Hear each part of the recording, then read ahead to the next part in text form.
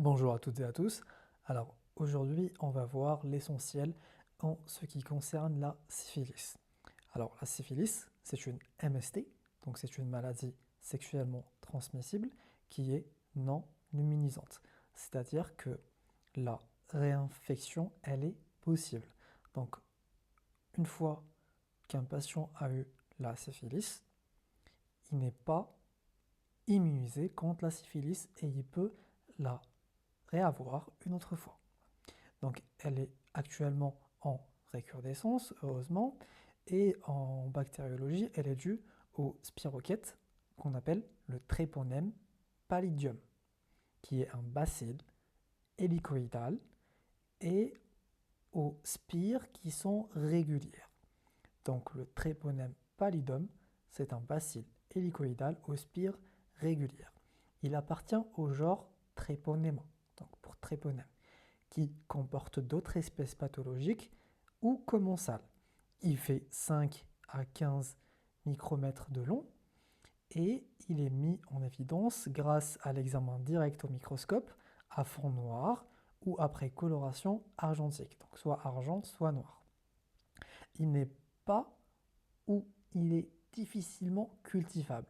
C'est pour ça que pour le diagnostic de la syphilis, on n'utilise pas de culture.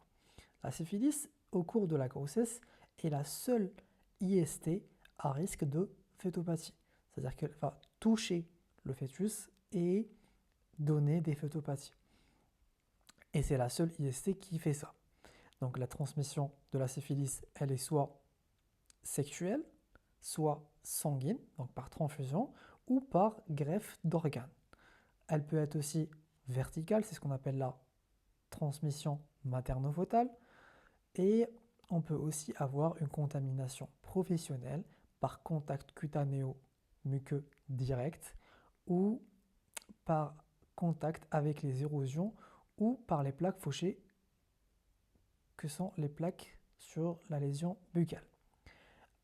Et ça concerne vraiment les professions médicales. Les lésions contagieuses dans la syphilis sont le chancre syphilitique, qu'on va voir, et les syphilites congénitales. Alors, la syphilis, elle est classée en syphilis précoce et en syphilis tardif. La syphilis précoce regroupe la syphilis primaire, secondaire et latente, précoce, avec des lésions actives, donc avec une contagiosité importante. Tandis que la syphilis tardive, elle va beaucoup plus regrouper la syphilis tertiaire, donc T pour T, et la syphilis latente tardive, qui est non datable ou après 1 an.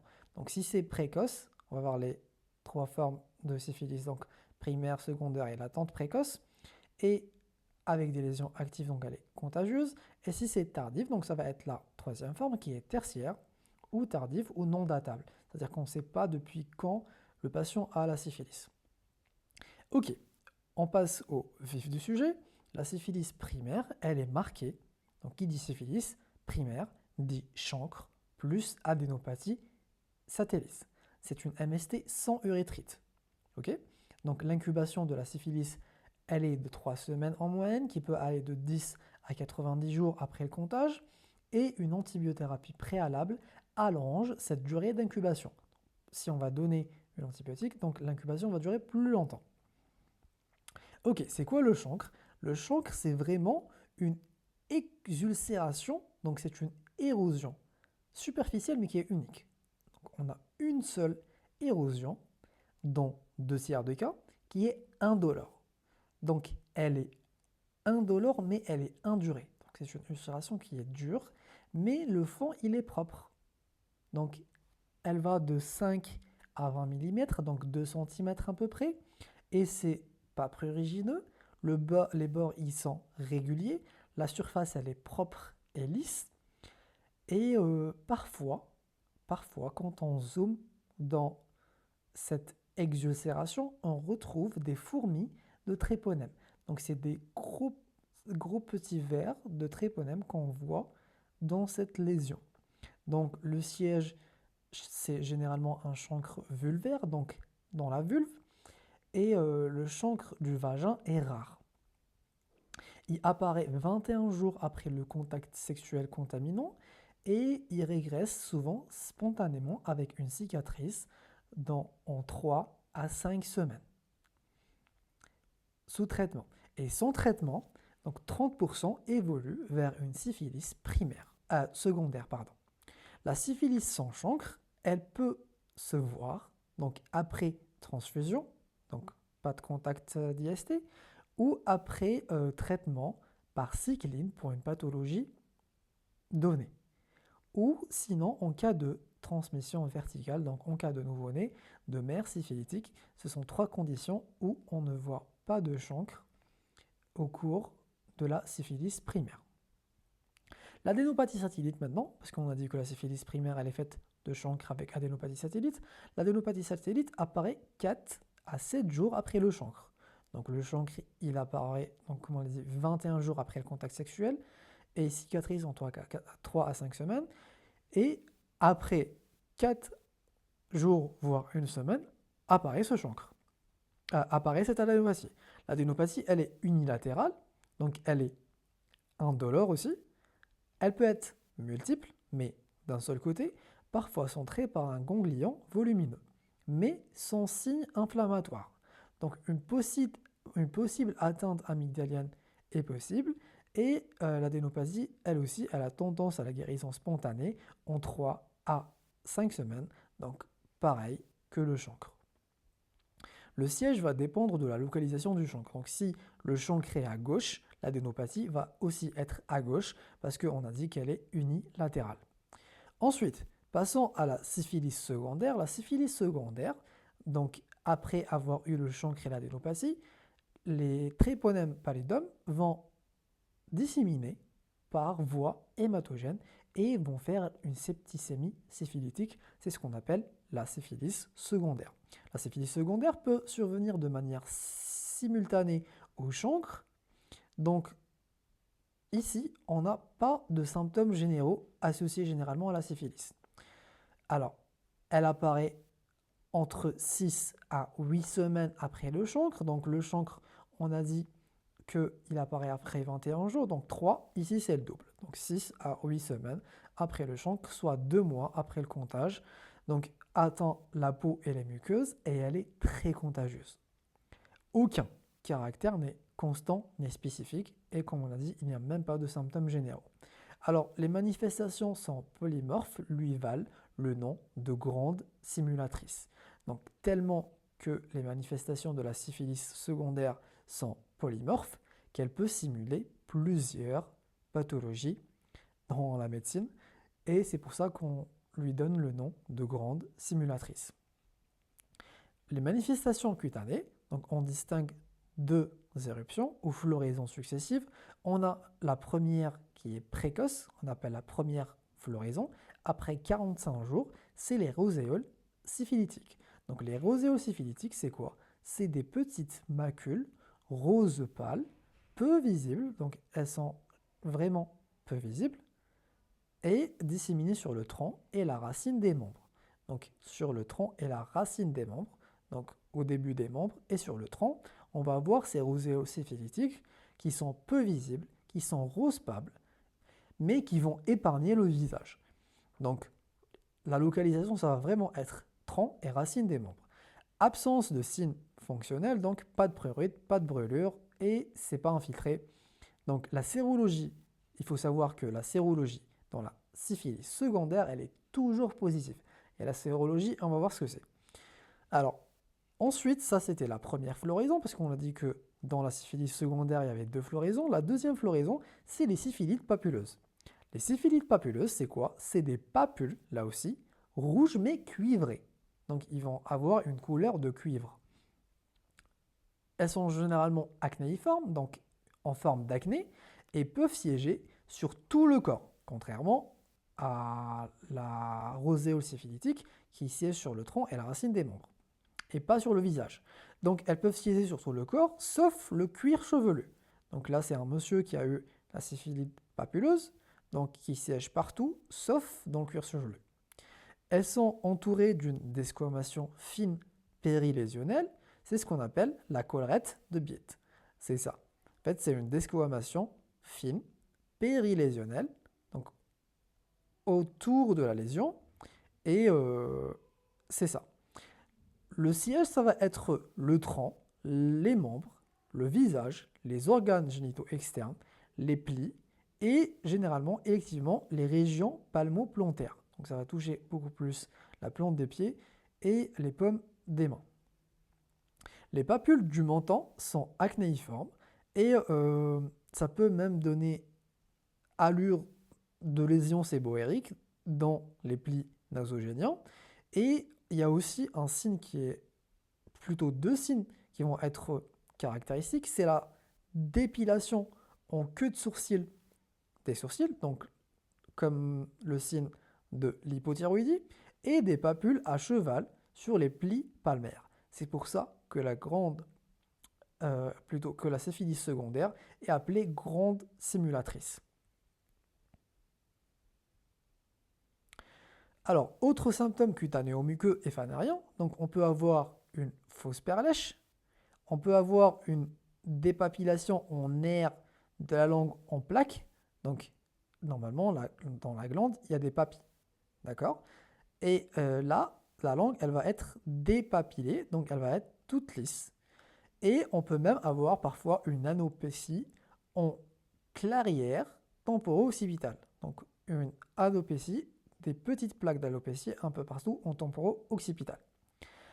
Alors, on peut aussi avoir des manifestations générales, donc un syndrome pseudo-grippal avec des polyadénopathies indolores, superficielles, diffuses, une néphropathie glomérulaire, une hépatite, donc ça peut toucher le rein ou le foie, et ça peut même donner une atteinte oculaire à type d'uvéite, qui justifie un examen ophtalmo au cours des syphilis secondaires.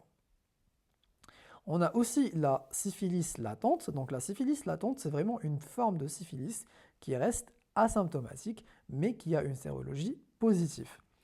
On a aussi la syphilis tertiaire. Donc en cas de progression encore de cette syphilis donc secondaire, donc de la réseauelle et des syphilis papulotes, on peut avoir la syphilis tertiaire.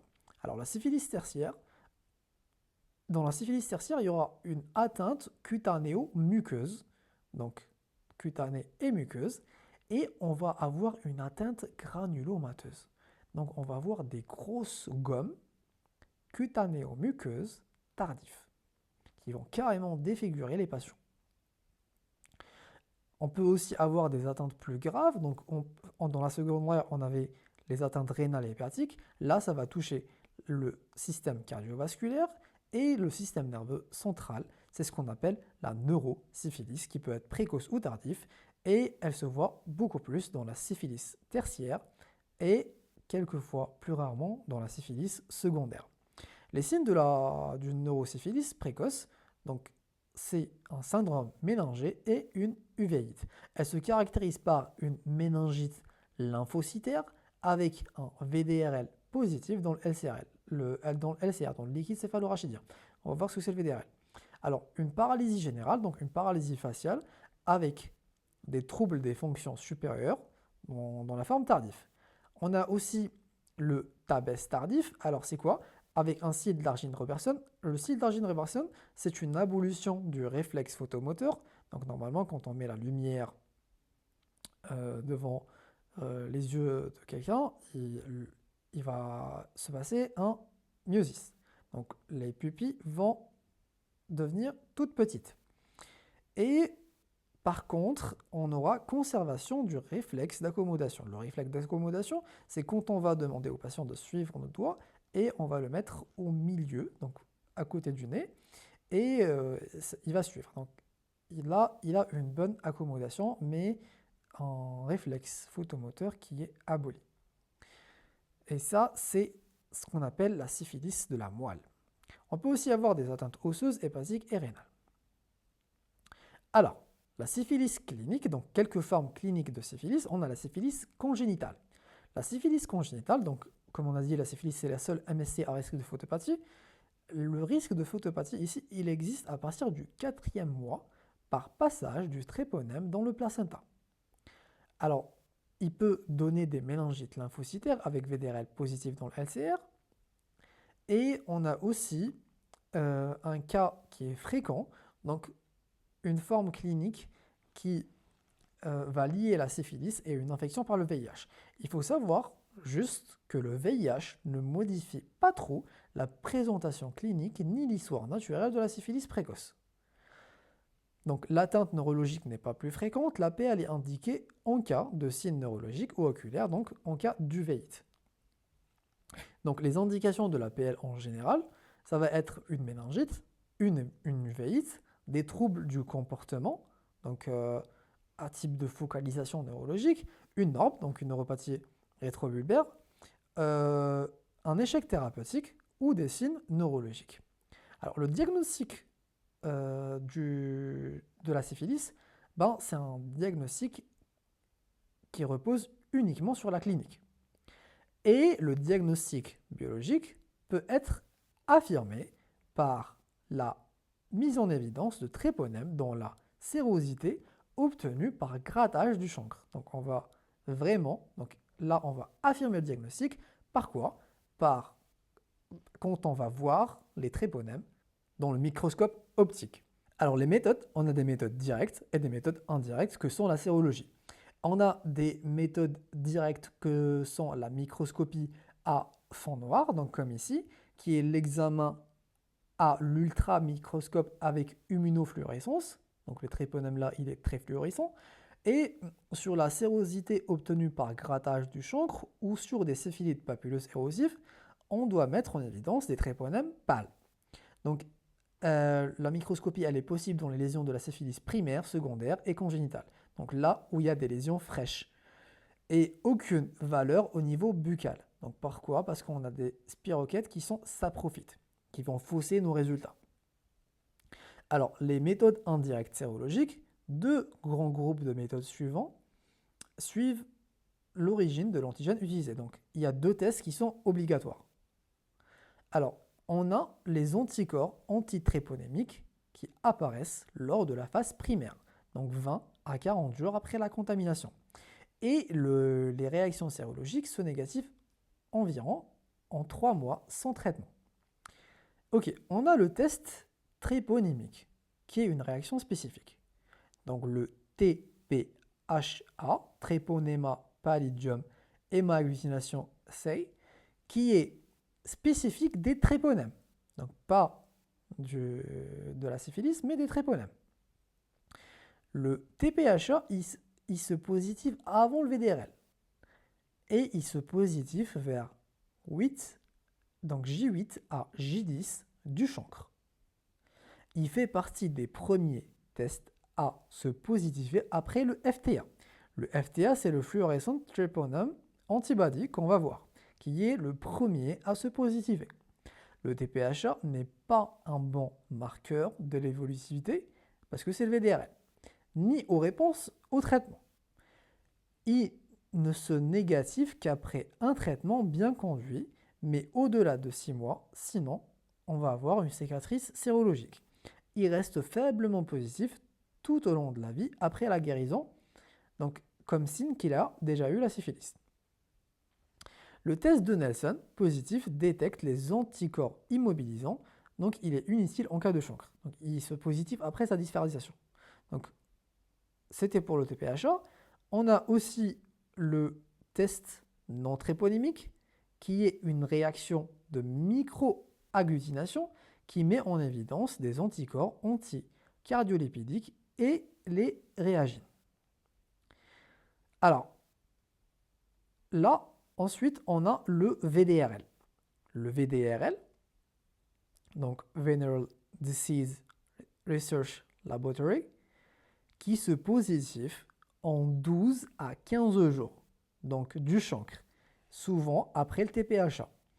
Il augmente rapidement pour atteindre un plateau à la phase secondaire et c'est le dernier à se positiver en cas d'infection récente. Donc TPHA, c'est après le FTA et le VDRL, c'est le dernier à se positiver. Dans la neurosyphilis, le VDRL est négatif dans un tiers des cas. Elle peut se négativer spontanément avec le temps, sous traitement, et peut se négativer pour des syphilis latentes ou tertiaires, comme la neurosyphilis. Et le VDRL, il reflète l'évolution de la maladie et l'ancienneté de la contamination. Seul, il ne peut pas confirmer le diagnostic, il faut qu'il soit les deux, TPHA et VDRL. Le VDRL, par contre, il est très utile pour surveiller l'efficacité du traitement et l'efficacité, elle va se faire par VDRL quantitatif.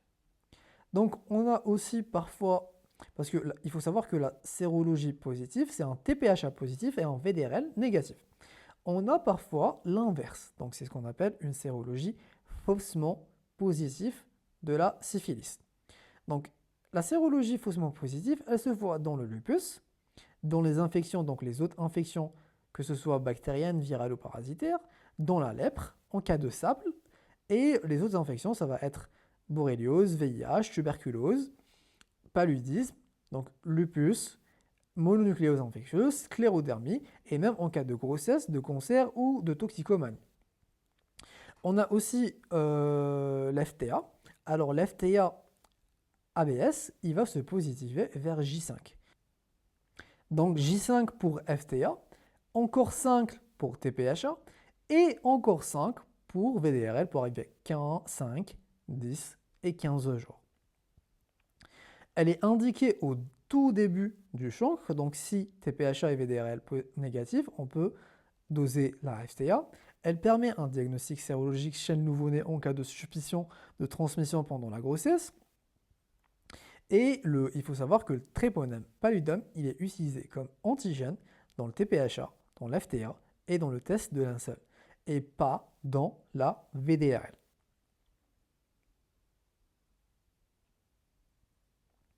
Les grands principes de l'interprétation de la sérologie de la syphilis, alors il faut savoir que la sérologie syphilitique, on doit l'interpréter d'une manière correcte.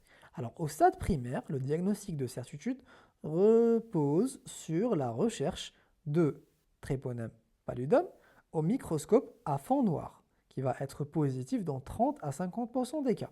Les deux tests utilisés pour le diagnostic sont les deux, TPHA et VDRL. Au tout début du chancre, TPHA et VDRL peuvent être négatifs. Donc ça va durer vers les 3 voire 7 premiers jours du chancre. Alors, le TPHA, donc le patient, si TPHA est positif, le patient a contracté une tréponomatose, donc pas forcément que la syphilis, et aucun test ne permet de différencier s'il a eu la syphilis ou un autre tréponème. Un TPHA négatif, donc ça veut dire que soit il n'est pas malade, soit il est guéri. Même si on a dit que quand il est guéri, il restera des faibles concentrations de TPHA.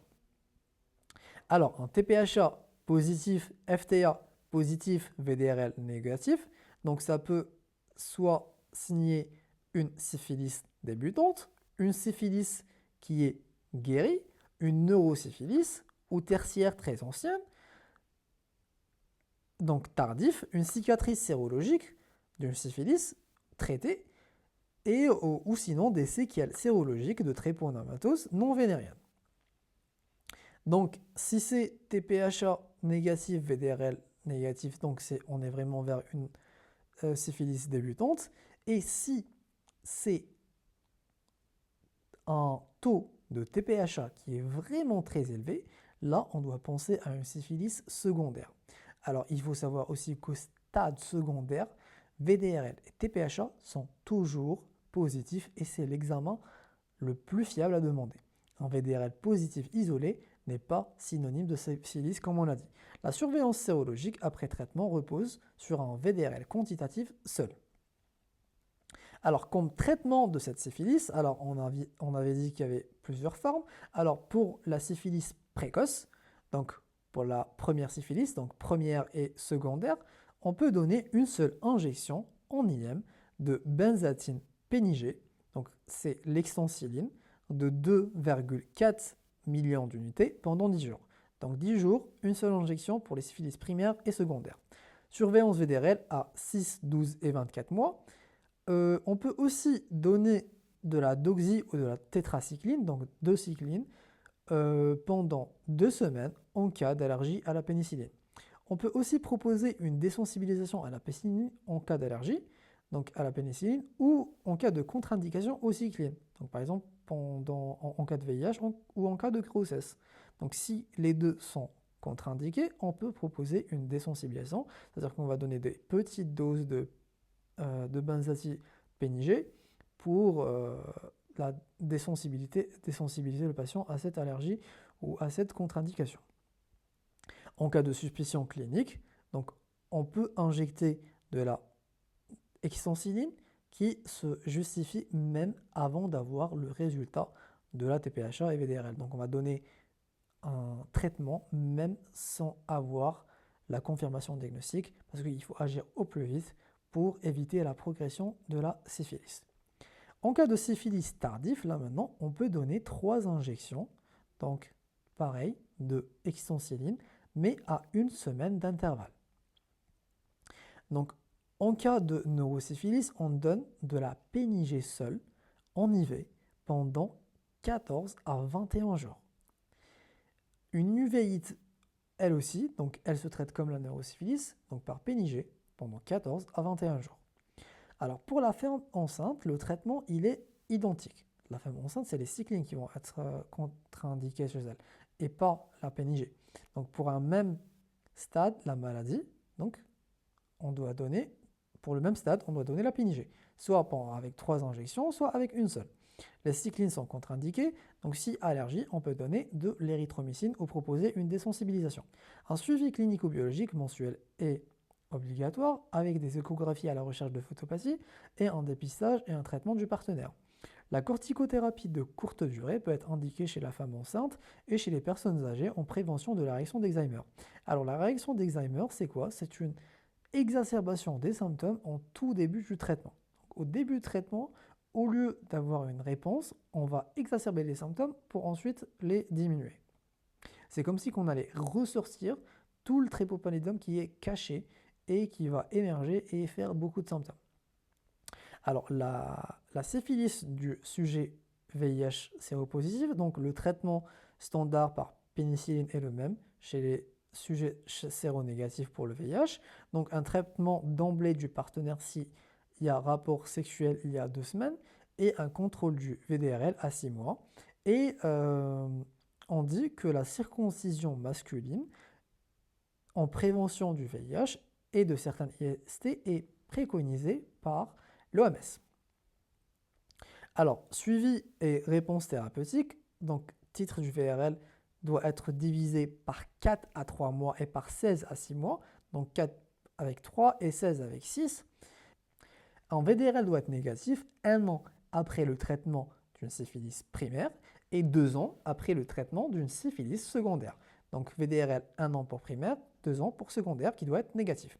TPHA et FTA sont négatifs rarement après traitement d'une syphilis précoce, donc il reste généralement des petites doses qu'on a dit qui vont être positifs, et l'échec thérapeutique est défini par l'absence de réponse sérologique à 6 mois. Les mesures associées, donc on doit rechercher une IST concomitante, incluant la sérologie, donc VIH, VHB et PCR chlamydia, donc pour les autres MST, un dépistage, donc bilan IST avec traitement de tous les partenaires, le partenaire d'un patient porteur d'un chancre syphilitique, donc on doit lui donner de la biclinocilline, donc 4 millions en IM. Donc, et aussi, le patient doit faire un rapport sexuel protégé jusqu'à la guérison. Alors, le diagnostic différentiel de cette syphilis, donc pour la syphilis primaire, on a l'HSV2, donc l'herpès, donc pour le chancre syphilitique. On a la donovirus aussi qui va donner un chancre, le chancre mou dû à l'hémophilus sucré, et on a aussi la maladie de Nicolas Fabre qui est une lymphogranulomatose vénérienne due au chlamydia. Donc tout ça pour les autres IST. Et pour le chancre secondaire, donc ça va être l'acné, le psoriasis, l'eczéma et le chancre scabieux. La législation de la syphilis, elle est obligatoire au cours de la visite prénuptiale, donc avant un mariage, et elle est obligatoire au cours du 3e mois de grossesse. Et voilà, on a fini avec la syphilis et je vous remercie.